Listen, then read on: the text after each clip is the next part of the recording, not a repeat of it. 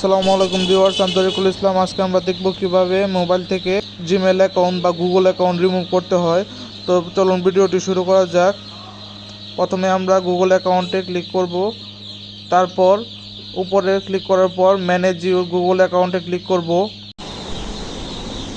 তারপর আমরা ডটে ক্লিক করার পর ম্যানেজ অ্যাকাউন্ট অন দিস ডিভাইসে ক্লিক করব।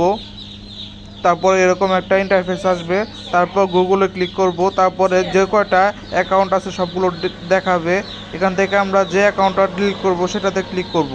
ক্লিক করার পর এখানে মোর অপশনে ক্লিক করব। করার পর রিমুভ অ্যাকাউন্ট এটাতে ক্লিক করব।